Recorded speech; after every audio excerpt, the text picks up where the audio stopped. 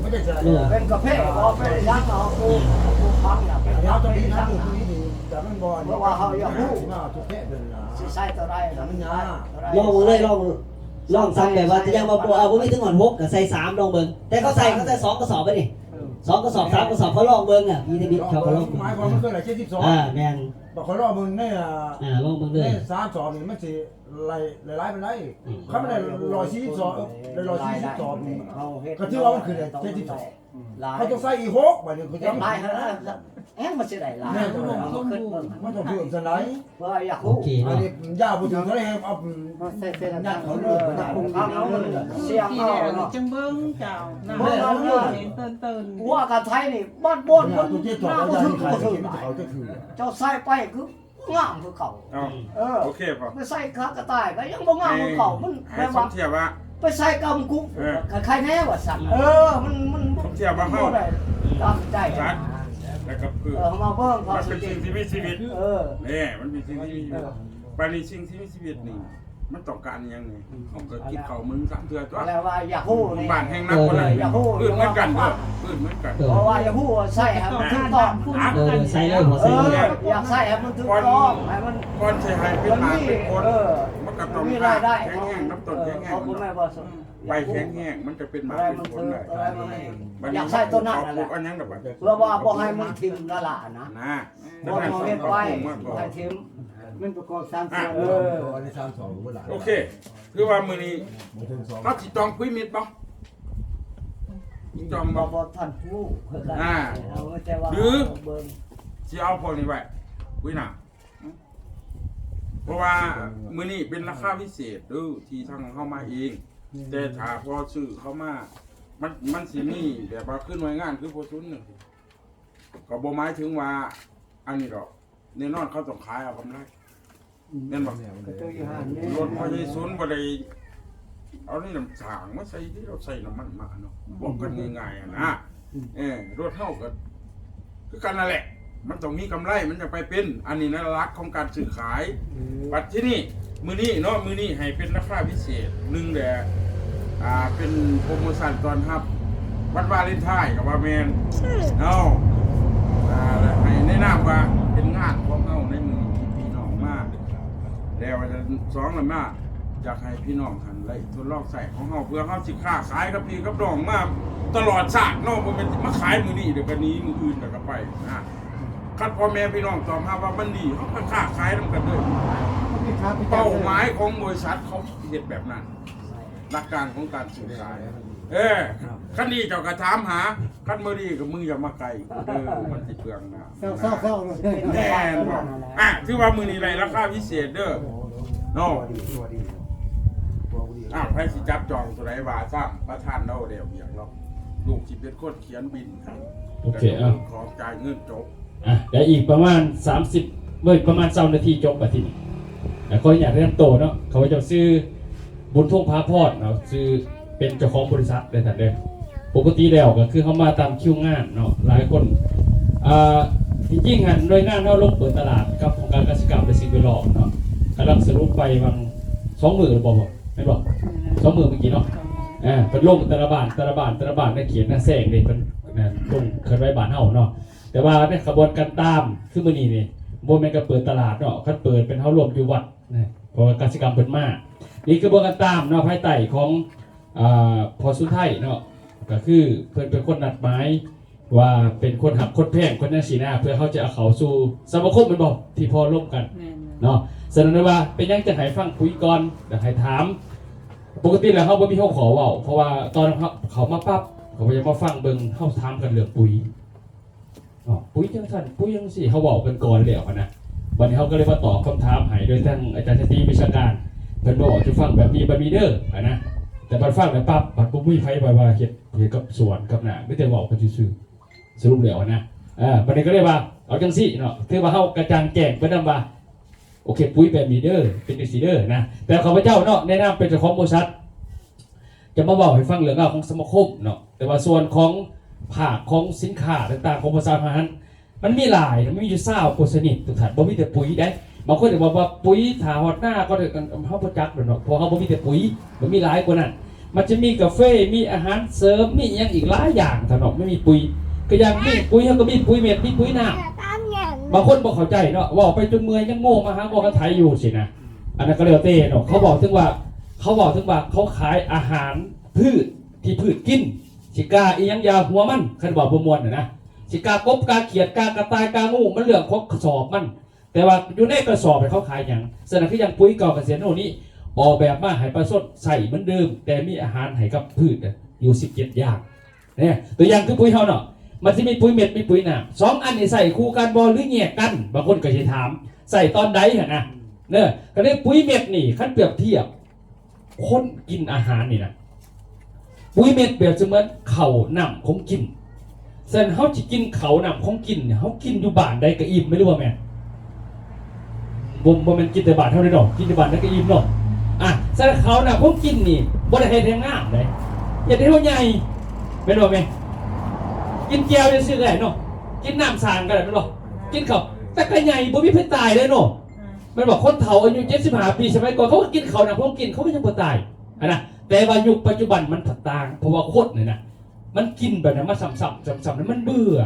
บ่เชื่อแม่ก็ลองคิดว่าบุญบ้านนี่อาหารแซ่บสุดทำไปอย่างลาบงัวเนาะลาบงัวแซ่บสุดแม่ก็คือเมนูขาบนี่ลาบงัวแซ่บสุดแม่ก็ต้องมื้อนี้กินลาบงัวมื้ออื่นแม่ก็ลาบงัวอีกแม่แล้วมื้ออื่นแม่ก็ลาบงัวอีกมื้อต่อไปลาบงัวอีกจะเป็นจังได๋เปิดเอาลาบได้มั้ยเนาะเศร้าลาบงัวเลยอันนั้นบ่ถึงคนคิดเป็นในเข้าใจคนมันพืชเนี่ยมันบ่ได้มันต้องการกินอยู่17อย่างเลือกกินใบมันเหลือกกินเพราะว่าปากพืชมี3ปากมันมีปากอยู่ใบปากอยู่ลำต้นปากอยู่หากฝอย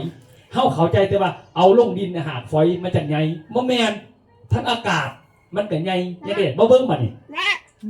คือนี่น่ะปุ๋ยเฮากับปุ๋ยอื่นต่างกันจังได๋ปุ๋ยอื่นน่ะมันก็ปุ๋ยแหละก็คือฝุ่นเวียงสาดฝุ่นยังแล้วแต่ว่ามันก็เขามีแต่3ถาดสูงสุดคือปุ๋ยกำลังดังกันนี่สูตร15แม่นบ่ใส่15ปุ๋ยเต็มสูตรไผว่าเต็มเจ้าเองว่าเต็มแต่15มันเป็น3ถาด15ที่1มันไนโตรเจนให้ใบเด็กทั้งกลาง15ตัวที่2ให้5คือว่าฟอสฟอรัสตัวสุดท้ายเอิ้นว่าโพแทสเซียมให้มากให้พ้นอย่างละ15%มันมีแต่15อย่าง15เป็น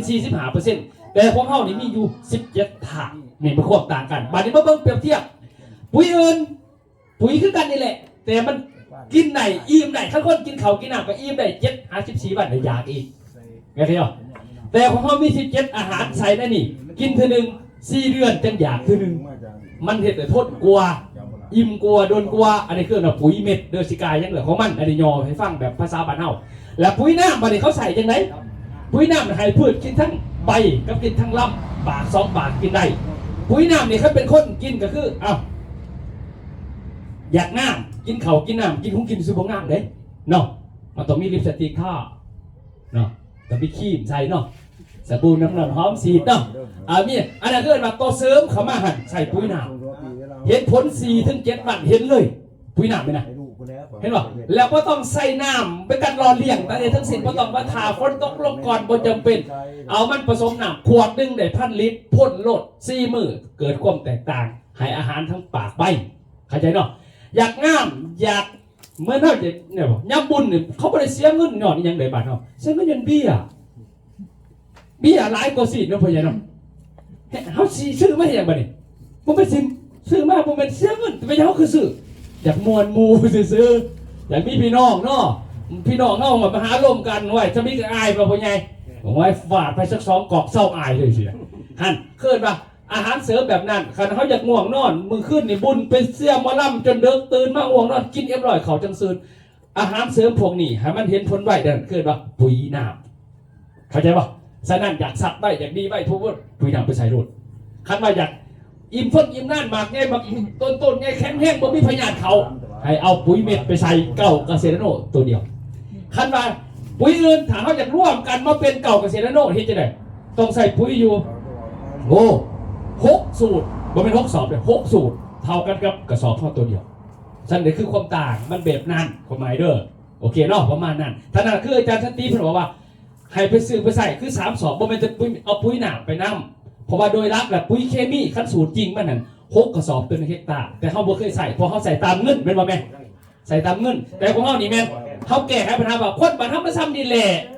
หน้าตรง132กับพ่อนะเดี๋ยวเฮ็ดจะได้ให้มันดีขึ้นเขาก็เลยเฮ็ดมาเป็นเก่าเซโนแล้วเอาปุ๋ยนำให้อันนี้คือเรื่องราวเบิ่งต่อมาพอเขามีกาแฟไม่ต้องเขากินน่ะเนาะกาแฟต้องเขากินน่ะมันปัวหยังมันดูแลหยังเนาะแล้วก็ไม่มีสมุนไพรแก้ปวดแก้คอแก้เข่ามีบ่ได้มีสบู่หนาใสหนางามอีกใดแต่บ่แม่นหน้าขาวเด้ขนาดขาวเป็นหยาดได้ไหมเนาะโตดำหน้าขาวแต่คอเป็นหยาดได้เด้อฉะนั้นให้มันใสให้มันนุ่มให้มันนวลไปหาซะมันมีหลายของเขามีอยู่ทราบกรายการอาหารเสริมพวกตังส่งเบาหวานมันมีหมดเลยไปหาซะหลายอย่างคือตัวเขาเองเป็นยังคือเบาได้เนาะก่อนจะมาเป็นเจ้าของบริษัทปีเนี่ยอยู่41 ปีต้นเนาะอยู่ธุรกิจมาแต่อายุ22 ปีแต่ปี 2008น่ะจนหอดปี2026 ปีนี่เขาพยายามตะกอนเป็นอีกเลยอายุ20 ปลายปีเลือกขอธุรกิจใหม่ๆเป็นลิสต์ดวงสว่างกินเบียร์บ่ได้ยังบ่ได้เนาะเลือดตั้งไหลตลอดเขาพยายามเป็นคนใส่สมองหลายดิต่อมาผิวพรรณดำกาเนี่ยที่สินั่นนี่อยู่มากแบบนี้เขาไปอยู่มากกับท่วมตั้งใจไปขายยาฉันก็บอกว่าขันยาดีจะใช้ประดับขันยาดีจะใช้ประจอยเด็กขายบ่ได้ก็เลยไปหันไปทางปุ๋ยแทนเอาเข้ามานะหันไปทางปุ๋ยแทนเพราะปุ๋ยเนี่ยมันก็คือคนกินไหนคนกินนี่มันจะขายมันเบามันก็ตัวไหนน้องพี่น้องไม่บอกยาเนาะเขาอยากขายเดี๋ยวคนก็ดีเขาอยากขายแต่ว่าพืชมันบ่เป็นคือว่าเนี่ยวานโลกปฏิเห็นหรอนะมันบอกเป็นไงวะพืชมันบ่ตัวน้ำเอาเด้มันโบแมนมันเห็นแล้วมันโบแมนโลกนี่นะแสดงการขายมาหอดปันนี่แสดงว่ามันบ่ธรรมดาให้ฟังหน่อยสิสันเนาะแสดงเขาพยายามก็เปลี่ยนแปลงจากการใส่สมุนไพรมาเปลี่ยนแปลงมาใส่ขึ้นแต่ว่าตาดิมันเห็นบ่เปลี่ยนแปลงขึ้นโบแมนวัน2 วันเด้อผ่านมาหอดปัจจุบันเกือบ20 ปีอยู่กับมันมาตลอดเขาพยายามเจ็บบ่ไข้บ่ป่วยบ่เป็นหยังเขาจะเป็นปัจจุบันนี่นะบ่เป็นหยังนี่นะเห็นแบบคู่มือบ่ได้ผ่านบ่เคยเห็นเขาพยายามไข้บ่เห็นเขาพยายามนางเงาได้บ่มีได้เด้อคือสุขภาพเขาดีนะแต่ว่าตานี่ท่านเนาะตัวนี้เขาพยายามแต่ก่อนไปทั้งนี่นะบ้านนี่นะถ้าเขาบ้านบุ้งเนี่ยนี่นะขี่รถจักรมาแล้วก็เอารถจักรขึ้นเรือแล้วขามไปสุขุมาไปขายยาสมุนไพรแต่ก่อนไม่ใช่นี่เปลี่ยนบ้านตาบ้านนี้ก็เรียกว่าเขาพยายามมาขายปุ๋ยเพราะปุ๋ยดีเนี่ยปากซองมันมีโครงการหลายเขาใส่ปุ๋ยเคมีอื่นก็ยังปุ๋ยหนังมันมั่วตาเลยเพราะจะพ่นเนาะกับแสงแดดบอกมันก็ไหลมาต่อไหลมาเข่าตาเขาเหรอนะเขาเรียกว่าปุ๋ยเจ้าเขาใส่ดีแล้วเลยจะหาเนี่ยมาปัวตาเขาได้วะก็หาเขาจะไปยังใส่แหวนอยู่มันจะไปใช้ได้จังได้นะจะไปหาทั้งไหนก็ได้คือหาว่าบันนี้ไปพ่อโรงงานกาแฟเป็นยังคือบอกเป็นยาโลดคือบอกกาแฟบางคนว่าคันดีตัวมันยาตัวมันเป็นยังสี่ข้าน้องเอายามาขายฮะผู้ขายน้ำเฮาต้องจกเพจเท่านั้นไม่หลบกฎหมายนะพ่อเนาะจกเพจแต่ตัวมีไปเขียวจังขายเข้ามายาได้บัดนี้ไอ้หมอจีนเนี่ยมันแบ่งยาเป็น2 แบบยาที่เกิดมายาปฏิสิวนะเกิดมายาหูหมอต้องให้แพทย์ให้หมอขายยาตัวที่2เกิดมายาทั้งเลือดเกิดมาสมุนไพรแบบเฮาพญายจากสูตรคุดอยู่ข้างเงื่อนปลูกกี่เดมีบอกเขาจะเอายาคนปลูกนี่มาปลูกเป็นยาเขาต้องไปเขียนจบแพทย์บ่มีนะพ่อเนาะนั่นคือเกิดมาแพทย์ทั้งเลือดเกิดมาสมุนไพรฉะนั้นหมอจีนเพิ่นว่าขั้นเอาสมุนไพรซาโปยางนี่มายัดใส่กาแฟปัวตาบ่ได้เด้อเอามาเป็นกาแฟเพราะเป็นซื้อให้ประชาชนกินแล้วขายได้เข้าใจไหมเนาะแต่ไอ้มันดูแลตาบำรุงประสาทแข็งแห้งที่เป็นได้กาแฟเนี่ยคือยาเศร้าตัวจากหมอจีนเข้าใจป่ะมันอยู่ในกาแฟนะมันเป็นกาแฟขั้นกาแฟกินแล้วตาดีตางามคนปากซองมันบ่ตายเพราะมันปลูกกาแฟกินเองแม่นบอกแต่ว่าเขาเอากาแฟเขามากินปลากาแฟให้มันถือกฎหมายเพื่อให้ประชาชนพอใหญ่น่ะกินดีพอใหญ่อยากขายก็ได้ข้าราชการเขาก็ให้สาธารณสุขจับเลยเฮ้ยบอกตึงว่าเข้าใจเขาไหมเขามากาแฟปัวตาได้ไหมเนาะในลูกเสียวจะฟังแบบย่อๆนะคือแล้วฉะนั้นลูกก็เลยไปเอาสูตรกาแฟตัวนี้เนาะจากจีนมาไปเฮียนดูจีนอยู่ไปฝึกอารมณ์3 เถื่ออยู่เซี่ยงไฮ้อยู่อย่างคุณมิงอยู่ตาลีอยู่3 เถื่อไปฝึกอบรมได้กาแฟมาบานนี่เขาก็เลยไปใส่ตัวกระบวนการกาแฟนี่เนาะในการมากินเอง6 เดือนแล้วมันก็เปลี่ยนแปลงจากของไปเรื่องสุขภาพเขาจะเปลี่ยนจากสมุนไพรมาก่อนแล้วเชื่อมันแล้วแต่ว่าตามันบ่ลงเพราะเขาจะเป็นคนแพ้แสงตัวใส่แว่นจักทุกปีใช่ไหมปัดมาบัดนี้พอมันดีขึ้นแล้วต่างเลยเด้อโมเมนต์มันสิดีป้าบ่ได้มันจะมีสัญญาณเตือนว่า ทาตาเขาบดีเขาออกจากเพื่อนเขาต้องใส่แว่นเขาบอกเขาจะพ้นออกมากับเจ๊เลยบัดพอมันเริ่มดีขึ้นเจ้าใส่ออกข้างนอกบ่ได้เลยมันจีบหัวจะว่าบัดนี้ตอนนั้นนั่งอยู่โฮมแต่ก่อนใส่เลยบัดนี้นั่งอยู่โฮมต้องไปโพสเขาไปเอาขี้ย่นดิไปฝึกอบรมอยู่ประเทศไทยตอนไปตอนมาเศร้าใส่แว่นเลยเป็นอย่างเพราะว่าเขาดังบริโดนเขาว่างมันมีวันเมียนอยู่ข้างในบัดนี้ตอนลงย่นมาหอดลงย่นบัดนี้ลืมอยู่ในย่นแล้วก็ออกมาเก็บเครื่องดูเลยแล้วหาเวตาไปลืมบัดชิกลับขึ้นไปเขาปิดประตูเขาบอกให้คืนดีก็เลยฮักดิฟมาเลยแล้ว4 ปีก็เลยบริษัทแว่นตามาเลยหอดปัจจุบันเนี่ยก็เลยเขาไปจากก็เลยเอิ้นกาแฟแต่ดีว่ากาแฟลืมแว่นกาแฟลืมแว่นเห็นหรอนี่แหละกาแฟลืมแว่นเนาะอันนี้คือบอกเติมสินค้ามันมีหลายตัวแบบนี้อ่ะทีมาเบิ่งแผนธุรกิจที่เขาไปเจ้ามีหายในบริษัทเนาะของเขานี้อยากมีลูกมีหลานมาฝากเฮ็ดเวียกนำได้เด้อบริษัทเอามาฝึกอบรมให้ฝึกหายภาคที่เวียกหาเงินได้ขัดไผแบบลูกหลานลูกหลานคอยบ่จบใช้ได้บ่จบใช้ก็อยากขอแต่มีความอยากฝึกอยากเรียนรู้หรือว่าเรียนจบมาแล้วตกงานเลยสินะส่วนนั้นมันตกงานเนาะพ่อใหญ่เนาะจบมาคู่มือนี่เขาเอิ้นเตะฝุ่นนั่นแหละเตะสันเตะชิมังคู่มือนี่เนาะมันบ่แม่นเตะฝุ่นอะไรมันไปสิจบสูงเท่านั้นกับเดี๋ยวนี้มันต่างกันน่ะก็เลยว่าถาไผบ่มีเวียกเฮ็ดสามารถเอามานำได้ฝากกับพ่อใหญ่สุนไทยได้เด้อให้เพิ่นไปหาอยู่บริษัทเนาะมีงานแล้วพาหาเงินแล้วมีมวนเฮาก็มีวงดนตรีพามวนเพราะหยังคือเพิ่นวิชาการว่าฟังแหละแล้วมื้ออื่นนี่มีเสพกันมวนกันคนเต็มเนาะมื้อนี่แล้วก็มีเที่ยวทุกเดือนเนาะแล้วก็มีหมู่มันมีหลายอย่างประมาณนี้ซึ่งเขาก็มีเที่ยวหลายอย่างไปมากนี่สิไปเดือน3กันนี่ใครจะไปนำก็เตรียมโตอันนี้เดือน3เด้อนี่เดือน3สิพากันไปตัวนี้ที่เพิ่นเปิดให้เบิ่งเดือน3แล้วเขาสิเดินทางอีกวันที่1สิมาถึงนี่1ถึงวันที่5เนาะ5 มื้อ 5 คืนเขาสิเดินทางไปจักหน่อยเดี๋ยวนี้เขาสิพาสัมมาสิกหรือว่าตัวแทนของเฮานี่มันบินไปเที่ยวเชียงใหม่ภาคเหนือของประเทศไทยไหนเบิ่งเด้อไหนเบิ่งตัวนี้เดือน3ตัวนี้เป็นเฮาสิไปอีกจักหน่อยนี่ชี้ย้อนไปนี่อันนี้มันเดือน3เนาะตัวแทนต่างๆเขาพาไปรอบนี้พาไปอยู่30คนไปฟรีหมดเลยขอแต่ว่าก็เป็นเวียกกับบริษัทนะเขาจะพาไปเที่ยว3จังหวัดมีเชียงใหม่ขอนแก่นแล้วก็สกลนครไปเบิ่งตามเพลงกันนะดิจินตลาเนี่ยเตาง้ออีกดิแต่ว่าลูกกระดองค่อยๆนำอย่างกับมันต่างๆกันนะนั่นแหละจะพากันไปตัวนั้นเนาะมีขอนแก่นมียังไปเฮ็ดบุญน้ำกันแล้วก็มาสุดท้ายมาเวนี่วัดนี่พญาเตาง้อเอาไปบินไปภาคเหนือได้อันนี้คือว่าถึงของเขาจะมีแบบนี้ตลอดเนาะแต่ว่าเมืองสมาคม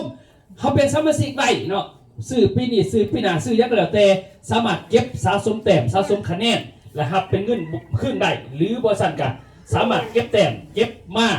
กรณีแต่งงานขอลูกเสียชีวิตตัวอย่างคือเฮานี่เนาะเป็นสมาชิกของบริษัทเดียวเขาสมาคมเกิดว่าลูกหลานอยู่ในสมาคมเดียวกันเกิดการเสียชีวิตหรือแต่งงานหรือเขาขอลูกเฮาสามารถเขียนใบเสนอยื่นมาบริษัทกับเอาเงินใส่ซองไปซอยเหลือเฮาแต่สันนะอันนี้คือระบบความเป็นนั้นซึ่งมันมีกฎ2แบบกฎแบบที่1ถ้าคนเฮ็ดธุรกิจนำเฮานะสมมติว่ากรณีว่าอยู่เฮือนเขามีงานแต่งงานคนถูกเสียชีวิตเขาอยากยื่นเอกสารมาปั๊บสินะเขาก็ตรวจสอบได้ย้อนหลังถ้ามีอะไรย้อนหลัง3 เดือนมีได้จากบริษัท 4,000 บาทบริษัทเขาสิแจกซ่องบริษัทเอาเงินใหม่เฮามันก็ถึง 2-3 หมื่น 50,000 บาทก็แล้วแต่นะเกิดมาซอยแบบที่2ถ้าเฮาบ่ได้เฮ็ดธุรกิจในบริษัทซื้อกินซื้อใส่อยู่เฮือนเป็นสมาชิกไว้เก็บแต้มไว้นี่มันจะมีแต้มตัวนี้เด้อคือมื้อนี้ไผสมัครสมาชิกไผต่างๆไว้นี่เฮาก็สิมีแต้มให้เก็บไว้ใส่ถุงไว้จังซี่นะเอาไปอยู่เฮือนเฮาคือเฮาเมียนตุ่มสมนุครัวเนี่ยเก็บไว้ได้หลายนี่มันสิมีให้แบบนี้แล้วมื้อนี้เฮาก็สิเซ็นให้นะเก็บไว้ได้หลายสินะแต่เวลาเกิดแต่งงานคนลูกเสียชีวิตเขียนใบเสนอมาเอาสิ่งมาประกอบเขาสินับแต้มคูณเป็นเงินใส่ซองให้เฮาสมาคมเฮาบ่ได้จ่ายเงินเขาบริษัทใดเฮาบ่ต้องไปจ่ายเงินยังไม่ต้องก็ซื้อกินซื้อใส่ไปเรื่อยๆเสียง่ายๆประมาณนั้นซึ่งกรณีนี้นะนี่คือผู้นี้นี่เราเฮ็ดธุรกิจกับเฮาแล้วก็เมียเราหั่นถือผ้าออกลูกสิแต่เพิ่นเขาเฮ็ดธุรกิจผู้นี้นะแต่เขาเขียนใบเสนอมาตรวจสอบพังรหัสมีได้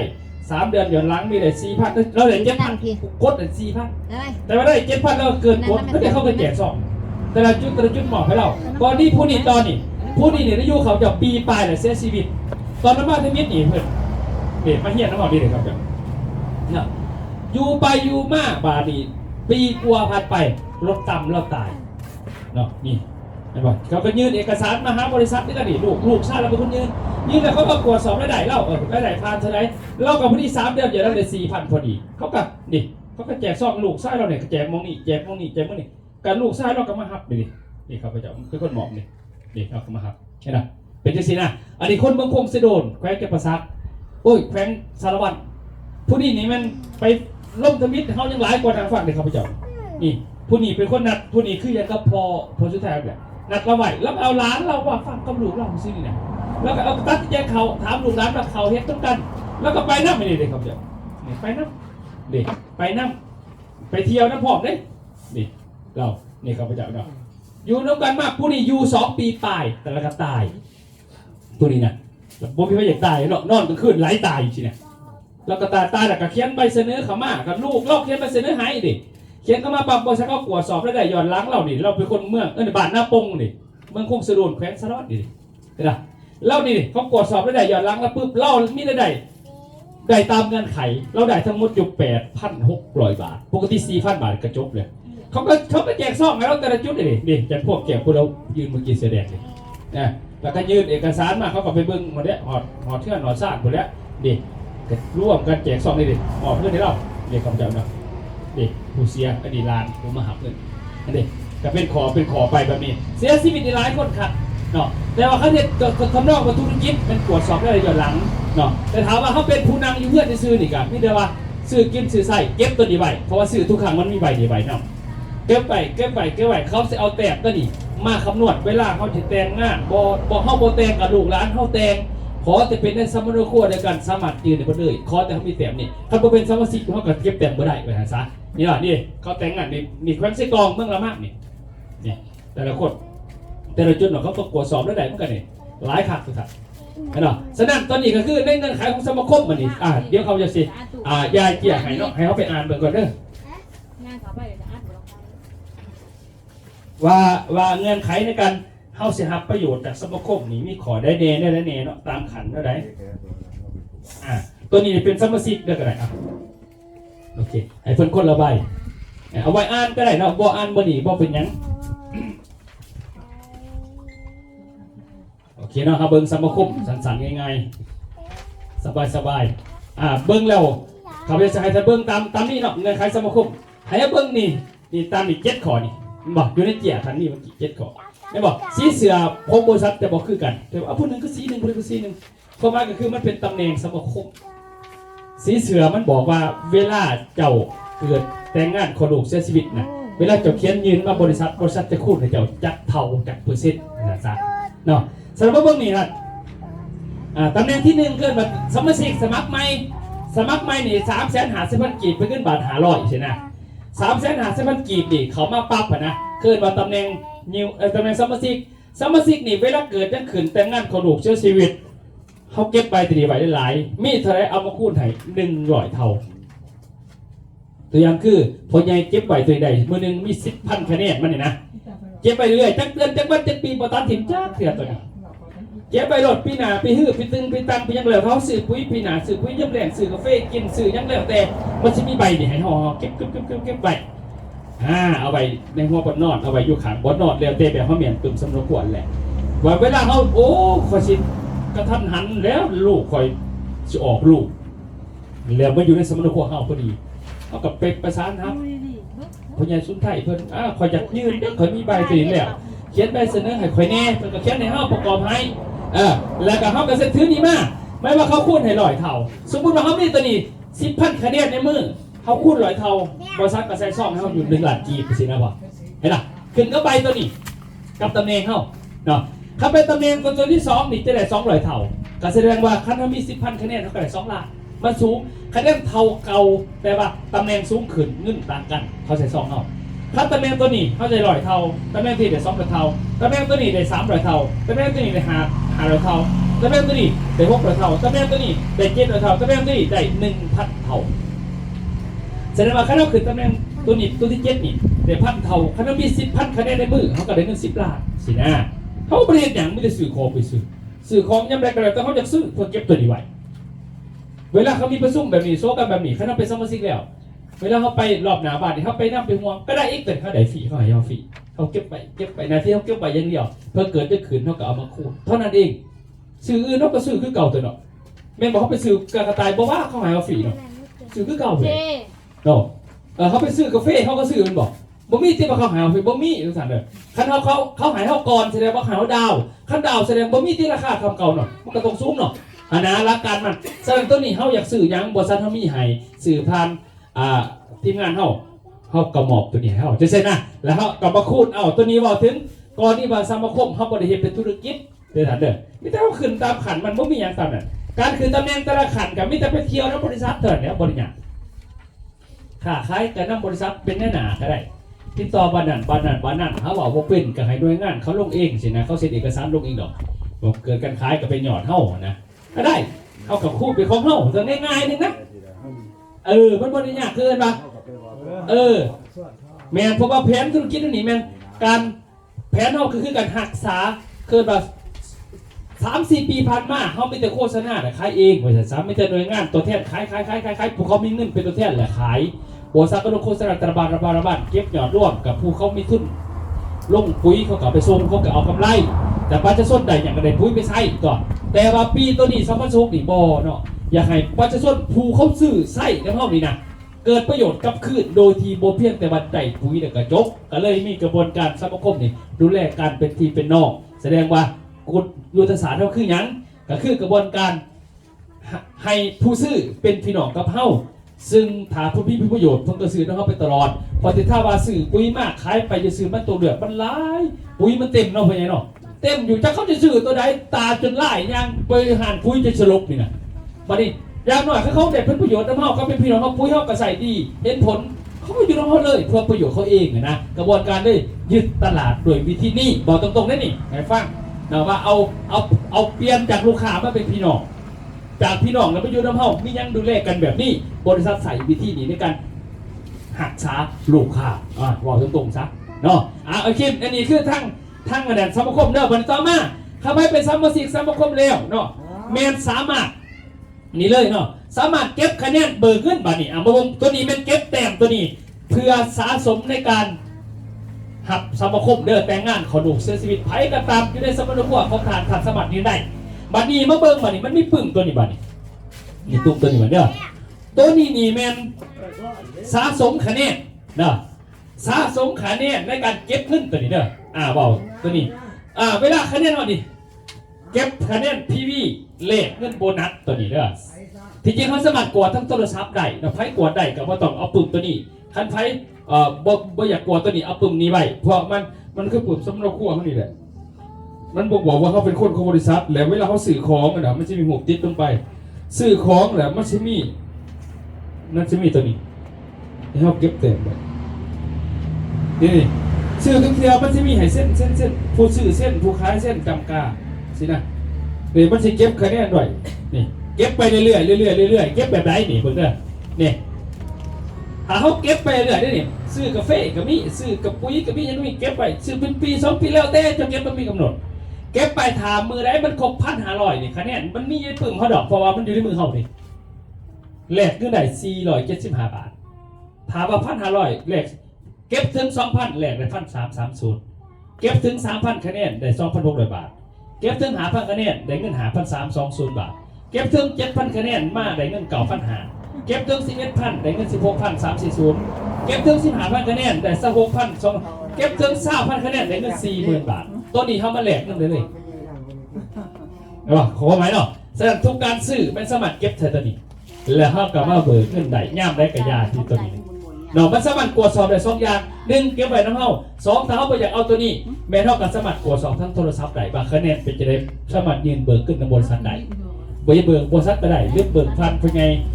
สุดท้ายก็ได้พอเป็น CEO ทั้งหนึ่งของเมืองปทุมพรประมาณนี้มีใครถามบอกว่าเอาประมาณเดี๋ยวที่จริงมันไลฟ์ขออยู่เดี๋ยวเพิ่นสิงง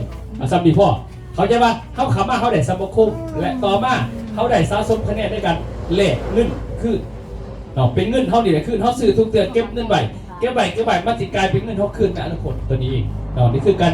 ธุรกิจของเขาฉะนั้นถ้าเขามาเริ่มต้นกับสมัครเป็นสมาชิกสมัครบริษัทเงินซื้อได้เขามีสินค้าให้เขา มีชาบำรุงสายตาให้มีสบู่ให้เนาะหรือว่าชาดูแลสุขภาพเป็นยิ่งให้เขามีให้เฮาในมูลค่า700,000กว่ากีบเนาะเฮาจ่าย300,000เขาให้เฮา700,000กว่ากีบก็เป็นสมาชิกตลอดไปประมาณนี้โอเคเนาะหาชุดกับเสียหมอบทั้งพอใหญ่ชุดไทยเป็นมาสรุปให้ก็แล้วกันว่าจะตื่นตัวมือให้ทั้งพอชุดไทยไป